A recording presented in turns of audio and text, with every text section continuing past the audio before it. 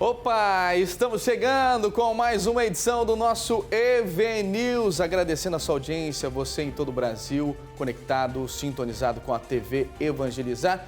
Te convido para ficar comigo nessa terça-feira, 30 de junho de 2026, porque o nosso EV News já está começando. Vamos saber o que vai ser notícia, o que vai ser destaque no jornal de hoje.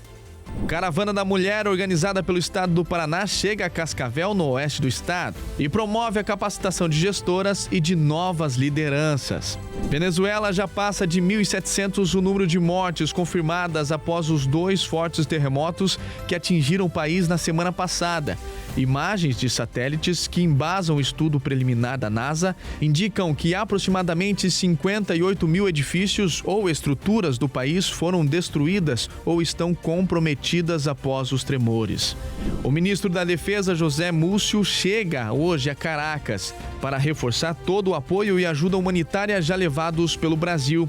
Até agora foram 4 aviões da FAB com equipes de resgate, cães farejadores, suprimentos, equipamentos e medicamentos. O governo brasileiro também está repatriando brasileiros que moravam no país. E ainda, os golpes que podem virar ameaça ao cidadão brasileiro a partir do uso da inteligência artificial. Fique com a gente, o EV News já começou.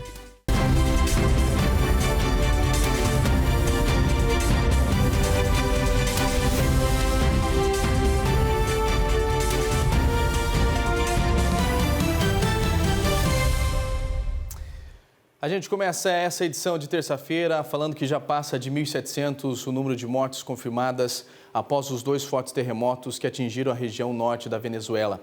Também subiu para mais de 5 mil números de feridos, só que estes números ainda podem aumentar. O olhar do alto, a partir das imagens de satélite, a NASA aponta ao menos 58 mil edifícios que foram danificados ou destruídos no país. Mais de 58 mil edifícios provavelmente foram danificados ou destruídos pelos terremotos que abalaram o norte da Venezuela. Os números são de uma avaliação preliminar de dados de satélite publicada pela NASA, a Agência Espacial dos Estados Unidos. Pelo menos 1.700 pessoas morreram e dezenas de milhares continuam desaparecidas após 2 potentes tremores consecutivos de 7,2 e 7,5 graus de magnitude, registrados na semana passada. Os tremores foram os mais fortes no país sul-americano em mais de um século. Cientistas da Universidade Estadual de Oregon analisaram imagens de radar de alta resolução do satélite Sentinel-1 da Agência Espacial Europeia, registradas em 25 de junho, um dia após os terremotos, para estimar a quantidade de construções atingidas. O presidente da Assembleia Nacional da Venezuela, Jorge Rodrigues, informou na segunda-feira que 855 infraestruturas apresentaram danos, das quais 189 sofreram desabamento total.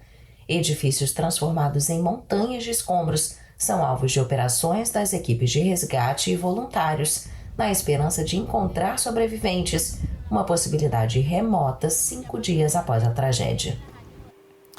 Olha só, o Brasil já enviou ao país vizinho 4 aviões com apoio, homens que estão trabalhando no resgate às vítimas, equipamentos, suprimentos e também medicamentos. Ajuda humanitária tão necessária neste momento de dor e desespero para toda a Venezuela. O ministro da Defesa brasileiro, José Múcio, deve chegar hoje ao país vizinho. Ele terá reuniões estratégicas com autoridades locais e planeja acompanhar de perto toda a situação, tanto de resgate quanto de atendimento aos sobreviventes e da limpeza dos escombros que transformaram principalmente as cidades de Caracas e La Guaira. O ministro embarcou rumo à Venezuela numa aeronave da FAB ontem à tarde, saindo de Brasília. A viagem é feita a pedido do presidente Lula. É um acompanhamento de todo o trabalho das equipes brasileiras por lá. Os brasileiros enviados para a Venezuela têm atuado em diversas frentes de resgates. Foram encaminhadas ao país equipes especializadas de vários estados, entre eles Rio de Janeiro, Minas e Paraná. E uma das frentes de trabalho tem garantido, além de tudo, o retorno de brasileiros que moravam na Venezuela. Até o momento, 13 brasileiros já foram repatriados. Eles voltaram em uma das aeronaves que levaram ajuda humanitária para lá. A ida do ministro até lá também representa um reforço do apoio dado do Brasil para o povo venezuelano. E, se for necessário, mais ajuda brasileira poderá ser encaminhada. Olha, a Europa está enfrentando uma das piores e mais mortais ondas de calor da sua história. O cenário é de total caos. Os termômetros já passaram dos 43 graus, os hospitais estão em alerta máximo e o calor extremo é tão intenso que está derretendo o asfalto e paralisando o transporte público. Os detalhes dessa crise climática, que já deixou mais de 1.300 mortos, você acompanha agora. A onda de calor na Europa atingiu marcas históricas, acendendo o alerta máximo da Organização Mundial da Saúde. A OMS confirmou que mais de 1.300 mortes foram registradas nos últimos dias em decorrência do estresse térmico extremo. A França desponta como o país mais impactado, com cerca de 1.000 óbitos reportados pelas autoridades em apenas 3 dias, atingindo em sua maioria a população com mais de 65 anos. Os termômetros franceses bateram surreais 43,8 graus Celsius, o que levou à decretação de alerta vermelho em 58 departamentos. O calor também bateu recordes históricos para o mês de junho em outras nações, como a Alemanha. O clima extremo provocou cenas surreais no leste do país. Na cidade de Leipzig, o calor de mais de 40 graus, somado ao atrito dos veículos, fez o material de vedação de asfalto e concreto derreter, escorrer e obstruir os trilhos de bondes, paralisando o único serviço de transporte sobre trilhos da cidade. A frota de ônibus local também teve veículos fora de operação devido ao calor contínuo. E diversos supermercados enfrentaram sobrecarga na rede elétrica e problemas para manter seus sistemas de refrigeração funcionando. Diante do avanço da mortal onda de calor e dos sérios danos à infraestrutura, autoridades de diversos países europeus ativaram planos de contingência emergenciais para proteger a população e mitigar os impactos nas cidades.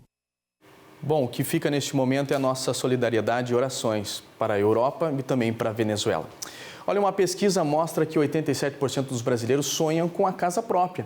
Em comunidades vulneráveis, um projeto social ajuda a transformar esse desejo em realidade.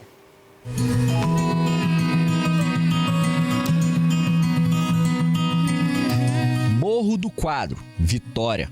Uma casa sem reboco, com parte da estrutura aberta, exposta ao tempo. No lugar das portas, pedaços de pano improvisados. Essa era a casa em que Robson vivia ao lado do pai e 4 irmãos. Reformá-la, para a família, sempre foi um sonho. Ia demorar para nós reconstruir isso tudo aqui como está hoje. Ia demorar, mas uma hora ia chegar. Mas eles conseguiram adiantar muito mais isso. E eu sou eternamente grato por isso. Cria da comunidade, o rapper César MC visitou a casa para entregar um kit de barbeiro para o irmão mais velho do Robson. Ele viu a situação e pediu ajuda por eles. O Serenata de Favela, projeto social que atua na região, entrou na parada e conseguiu apoio de uma construtora. O projeto saiu do papel e foi entregue para a família. Olha só a diferença. Mas era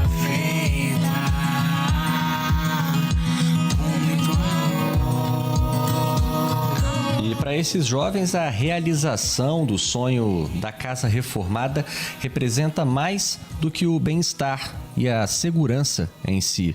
Representa também novos caminhos a serem percorridos, um horizonte de novas possibilidades para serem aproveitadas. Era tudo meio que corrido na minha mente, mas agora eu acho que eu vou conseguir sentar para estudar melhor. O que eu mais quero mesmo é trabalhar, prosperar na vida e ver meus irmãos crescer bem. A casa própria, segundo o Datafolha, continua sendo apenas um sonho para 87% da população brasileira. O déficit habitacional é um grande desafio no país e dados mostram que faltam mais de 6 milhões de moradias para suprir a demanda da população. Para o Serenata de Favela, a expectativa é de que a história com o final feliz da família do Robson possa ganhar novas páginas, envolvendo outras famílias da comunidade. Essas oportunidades, esses grandes projetos, todas as políticas públicas de todos os lados, mas o menino tem que ter estrutura para isso. Então, para ele estudar, como é que ele vai estudar? Que ambiente é esse? Que espaço que ele tem? Quando a gente entrega a Casa 1 junto com a construtora, que foi o parceiro master, né, que foi o Joacir,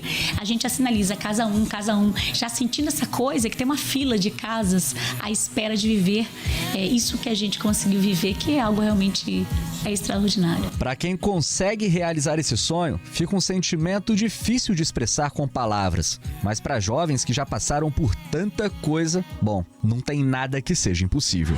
Gratidão, amor, Realização. Projeto muito bacana que merece nossos aplausos e toda a nossa admiração e que seja replicado em outras cidades. Veja a seguir, vendaval registrado na noite do último domingo causou um rastro de destruição na comunidade rural de Imbu, município de Reserva, nos Campos Gerais do Paraná. Eu volto já já com o nosso EVNews.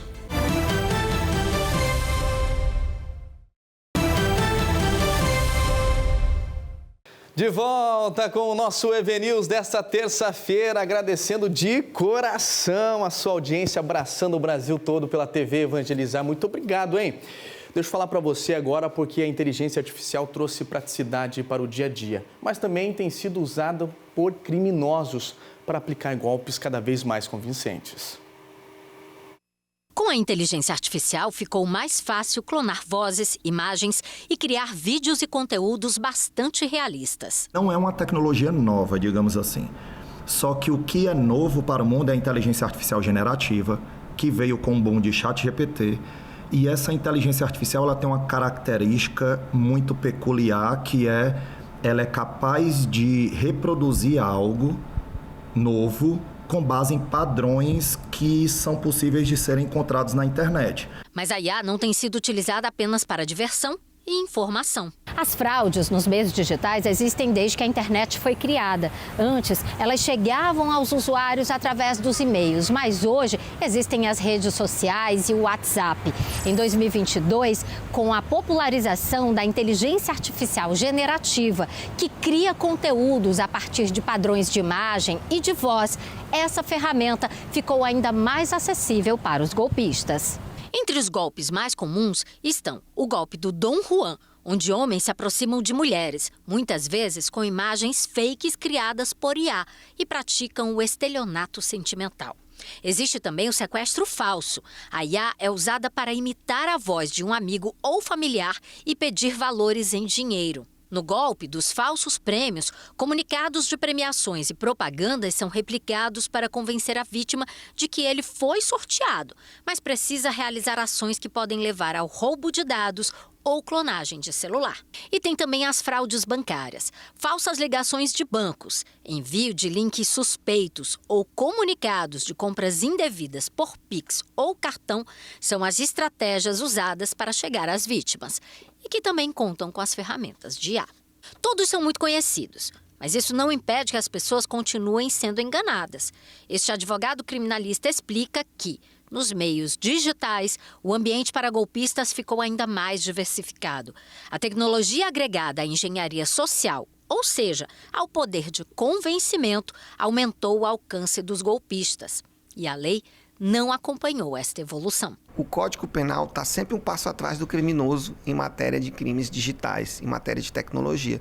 E é por um motivo muito simples, é que o nosso legislador não consegue acompanhar. Nenhuma lei no mundo, de nenhum país, vai conseguir acompanhar essas novas ferramentas. O diretor de tecnologia desta escola, focada em habilidades digitais, reforça que a inteligência generativa já é essencial em muitos setores. A IA veio para expandir funcionalidades do ser humano. Para evitar os conteúdos fakes mal intencionados, a dica dele é simples: evitar tudo que for estranho e buscar os canais corretos de informação. Previnem o prejuízo. Recebi um conteúdo por qualquer canal que seja, WhatsApp, ligação, qualquer coisa. Eu vou receber a notícia, o conteúdo, desligo o telefone e eu vou entrar em contato com o canal oficial. Essa é uma dica muito importante. Receber uma mensagem, um e-mail, desconfie. Ligue para a pessoa, confirme se realmente é a pessoa, para daí, exemplo, fazer o Pix, enfim, fazer o pagamento. Bom, está na hora do nosso giro de notícias. Vamos lá para a nossa redação com a Marília Cheche, que vai nos trazer mais informações. Olá, Marília. Olá, Lucas. Um estudo americano concluiu que mais da metade das ferramentas de segurança para crianças e adolescentes nas principais redes sociais não funciona como anunciado. A pesquisa avaliou 86 recursos do TikTok, Instagram, Snapchat e YouTube. Apenas 35 atenderam aos critérios de eficácia e facilidade de uso. As empresas contestam as conclusões e afirmam que os testes não refletem a experiência real dos usuários. As plataformas também enfrentam processos por supostos danos à saúde mental dos jovens. Trabalhadores informais e beneficiários do FIES poderão acessar uma nova modalidade do Desenrola para renegociar empréstimos com juros mais baixos. A linha vale para crédito pessoal não consignado de até R$15 mil, com taxa de até 1,99% ao mês. É preciso ter pago pelo menos 4 parcelas do financiamento e aceitar o bloqueio do CPF em plataformas de apostas por 6 meses. Nesse primeiro momento, o crédito poderá ser solicitado diretamente nas agências, aplicativos ou demais canais da Caixa Econômica Federal e do Banco do Brasil. Jovens brasileiros apontam que as redes sociais têm transformado a forma como eles vêm se relacionando com a política. A pesquisa, que ouviu jovens de 21 a 34 anos, identificou efeitos como polarização, isolamento e a chamada curadoria do eu, quando o usuário seleciona os conteúdos para evitar conflitos e reforça a própria bolha. Segundo os pesquisadores, esse comportamento reduz o espaço para debates, favorece a homogeneização das opiniões e pode influenciar a maneira de fazer política nas próximas décadas. Eu volto com você, Lucas. Muito obrigado, Marília, pelas informações diretamente da nossa redação. E olha só, gente, um forte vendaval registrado na noite do último domingo causou um rastro de destruição na comunidade rural de Imbu, no município de Reserva, localizado nos Campos Gerais, aqui do Paraná. O fenômeno, que ocorreu por volta das 11 horas da noite, teve força suficiente para destelhar, destruir completamente casas e além de arrastar veículos e espalhar estruturas por toda a região.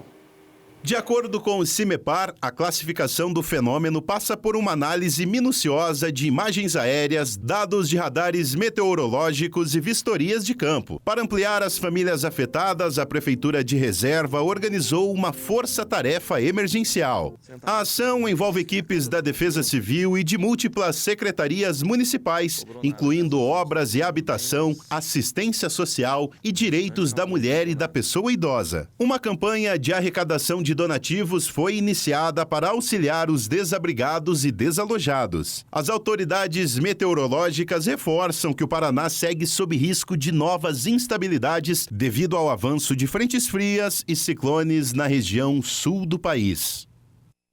Bom, ainda falando sobre o tempo, vamos saber como é que vai ficar a temperatura para algumas regiões do Brasil aqui na nossa tela do tempo, começando com Sobral lá no Ceará, mínima de 22, máxima de 32 graus, tempo fechado. Porto Seguro, Bahia, 21 de mínima, máxima de 26 graus. Guarujá, São Paulo, que nos acompanha pelo canal 50.1, 23 de máxima, 19 de mínima, tempo fechado lá em São Paulo. Francisco Beltrão, aqui no Paraná, 16 de mínima, máxima de 21, deve chover lá para Francisco Beltrão. Chapecó, Santa Catarina, também chove, 20 de máxima, 15 de mínima. E Erechim, Rio Grande do Sul, vai estar frio, hein? Prepara o chimarrão aí, o mate, porque tem 14 de mínima, máxima de 18 graus e chove na região do Rio Grande do Sul. No Amazonas, a previsão de uma nova estiagem severa mobiliza autoridades e o comércio. Com a redução do nível dos rios e empresas, reforçam então os estoques e o governo adota medidas para reduzir os impactos no abastecimento e na logística. As projeções climáticas indicam que o Amazonas pode enfrentar um novo período de seca intensa nos próximos meses. A redução do nível dos rios pode dificultar a navegação e afetar o transporte de mercadorias. O governo do estado monitora as hidrovias e planeja ações para preservar o abastecimento e minimizar os impactos sobre a economia amazonense. Portos avançados que nós vamos ter em Taquatiara, dos dois grandes operadores logísticos locais, e também as dragagens que têm sido feitas pelo DENIT, que tem, de certa forma, ajudado também para que não haja uma parada nesse fluxo de mercadoria, de entrada de insumos da Zona Franca de Manaus, saída de bens finais e também também a parte comercial. No setor produtivo, a orientação é se preparar com antecedência. Entidades representativas do comércio recomendam reforços nos estoques e planejamento logístico para evitar prejuízos durante o período de estiagem. Empresas do varejo já começaram a adotar estratégias para garantir o fornecimento dos produtos, antecipando compras e reposições para reduzir os efeitos de possíveis dificuldades no transporte fluvial. Nós aprendemos muito cedo que quanto mais cedo a gente colocar a mercadoria aqui na região, mais barato fica. Então temos uma cultura de antecipar nossas compras sempre, né? Então naquela primeira estiagem de 23, a gente sofreu quase nada, zero. A gente não teve nenhum container impactado. Só que nem todo comerciante consegue bancar isso e às vezes o fornecedor nem tem mercadoria para entregar porque todo mundo ali já está ocupando a capacidade produtiva dele. Para especialistas em economia, a estiagem pode elevar os custos logísticos e refletir nos preços pagos pelos consumidores, além de impactar a indústria e outros setores que dependem dos rios para escoar a produção. Com a baixa dos rios, há um aumento de custo dos fretes, o risco da navegação, né? E o isolamento das comunidades que prejudica até mesmo a agricultura familiar. São exatamente a pecuária, o turismo local, o comércio das cidades que vai ser prejudicado. Então, existe tempo ainda de tentar antecipar os efeitos nocivos que essa possível, né, efeito El Niño que está previsto acontecer no segundo semestre. A expectativa é que as medidas preventivas ajudem a garantir o fornecimento de mercadorias e a diminuir os efeitos da possível seca sobre a população amazonense. Bom, é o fenômeno El Niño castigando mais uma vez o Brasil. E olha só, a caravana Paraná Unido por Elas, Mulheres, realiza sua etapa lá em Cascavel.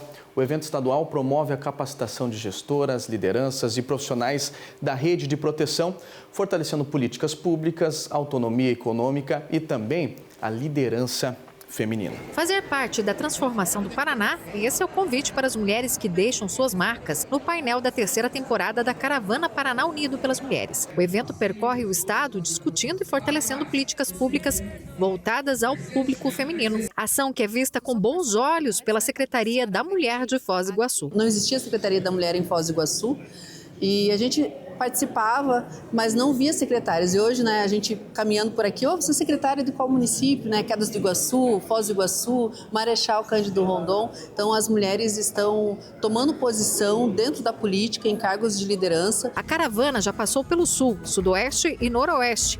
Agora é a vez da região Oeste, com Cascavel como cidade polo. Em 2025, a caravana foi substituída pelo processo conferencial, as conferências municipais da mulher, conferência estadual, trazendo planejamento de 10 anos de atuação. Então a gente já tinha os municípios estruturados para isso. E esse ano é a vez da gente trabalhar o tema As Protagonistas, demonstrando a importância das mulheres também adquirirem conhecimentos técnicos sobre associativismo, cooperativismo, empreendedorismo, como impulsionar os seus negócios, como construir uma autonomia financeira para também lidar com a questão da ruptura do ciclo da violência e assim poder prosperar. Cascavel é referência estratégica para os 54 municípios da região.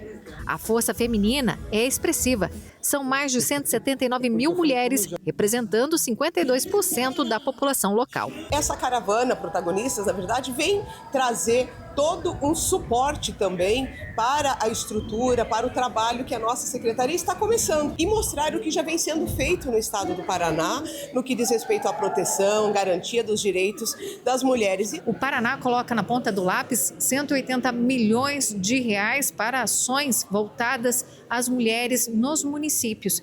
É muito mais do que um investimento, é uma transformação do protagonismo feminino em todas as regiões do estado. E o orçamento de políticas para mulheres no Paraná é superior ao orçamento do governo federal para o Ministério das Mulheres na política pública. Então, com esse incentivo, os municípios hoje podem desenvolver campanhas, apoiar clube de mães, desenvolver oficinas, contratar consultorias e trabalhar de uma maneira mais estruturada a gestão pública municipal.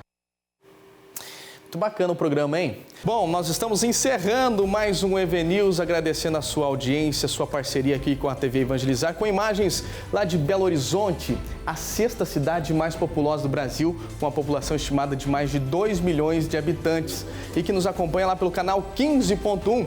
Mandar um abraço lá para o nosso amigo, o arcebispo metropolitano de Belo Horizonte, o Dom Valmor de Oliveira de Azevedo. Muito obrigado pela sua companhia, um beijo no coração e a gente se encontra na programação da TV Evangelizar. Até mais!